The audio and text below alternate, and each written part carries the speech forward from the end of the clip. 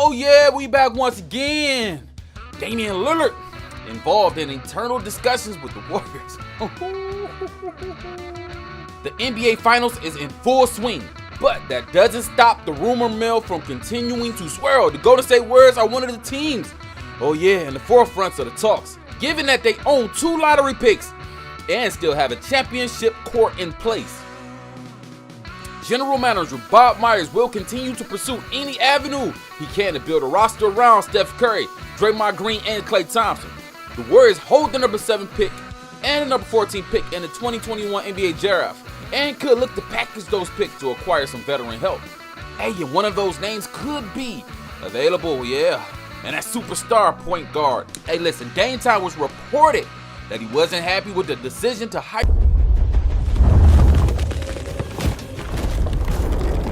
Welcome to the NBA show. Yes, sir, let's go. Lillard hasn't officially requested a trade, but there is sentiment around the league that he could be looking to move on in the offseason. The Athletic's Anthony Slater was asked about the Warriors as a possible destination for Lillard and the Dubs, and already have had internal discussions about this move for his services. Ooh. Would the Warriors get involved? Yes, they've made the call and already have had internal discussions at the idea, as I'm sure most contenders have, considering the rising smoke out of Portland. But this would be an offer for the competitive if the Blazers decided to trade Lillard. Hey, a complete rebuild seems like the wisest path, and there aren't many rebuilding packages better dangling out there, other than James Wiseman and the number 14th pick in the upcoming draft, plus a future first attached to Andrew Wiggins and a salary match filler. The Thunder and other teams may have more appealing picks, but hey, why would they spend them on a start on the wrong side of 30? Anthony Slater said. Hey, it seems hard to picture, but being able to pair Lillard with, a returning Klay Thompson, 2-time MVP winner Stephen Curry, yes sir, 2 of the best 3-point shooters in history, is mouth-watering. The question is whether the Golden State Warriors would be willing to give up the farm in order to make it happen, particularly in 2021 for the draft, and it's already taken place. Now that the identity of those picks is known, Jonathan Kuminga at number 7 and Moses Moody at number 14, the Blazers might be willing to play a little ball here. So you ask who? Game time didn't set the mold for deep shooting offensive point guards.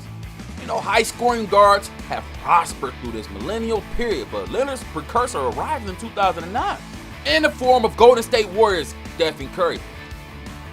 Curry not only proved that shooting deep as often as possible, but he's also made it a valuable strategy for winning multiple championships. Dame played in Steph's shadow early in their career, early stages, but he's since emerged to stand side by side, or nearly so, with the Hall of Famer. Most observers would probably select Curry first, but honestly, nobody would be disappointed for, taking a guy like Dame Time either. You know what time it is. Whew, it's a huge advantage to have either. Whew. Oh, these boys are tough. Hey, Steph Curry has paved the way for Lillard. The duo has opened up the doors for a whole new style of play employed by multiple guards across the league. The 35-foot jump shot is a spectacular shot, but nobody blinks when the guard takes one anymore. 30 points used to be the gold standard for an awesome performance. Now 30 points for a guard seems seemingly easy as sneezing. Even in the playoffs, a player has to drop 40 for us to even pay attention to him. But Dame Time Lillard will create Splash Brothers with the Golden State Warriors. Woo. Hey, before Kevin Durant joined the Warriors back in 2017, the combination of Stephen Curry, Klay Thompson has already been created. The Splash Brothers, that persona.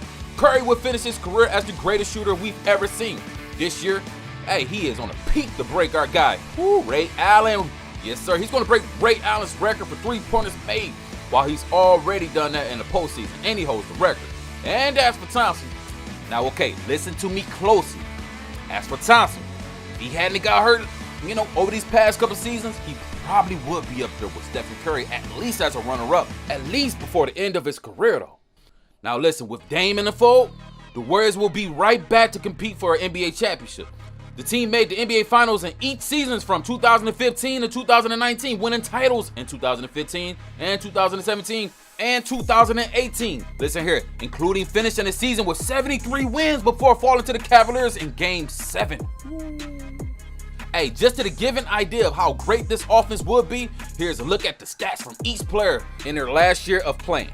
Oh yes sir, at the top of the list, we got our boy Stephen Curry, 32 points per game, 5 rebounds, 6 assists, 1.2 steals, and just under 1 block. Woo! And then we got our guy Damian Lillard, 28 points per game, 4 rebounds per game, 7 assists, 0.9 steals per game, and 0.3 blocks per game. Woo, let's get it, boy. Oh yes, sir. And we got the comeback kid, Klay Thompson, 21 points per game, 3 rebounds, 2 assists, 1 steal, and 0.6 blocks per game. Now, Dame Time Lillard impacted potential guys like Ben Simmons to the Warriors. Now, just because owner Joe LaCobe said it's unlikely that the Golden State Warriors would execute a blockbuster trade in the offseason for a star, that doesn't mean that the Warriors aren't scoring the market, you know?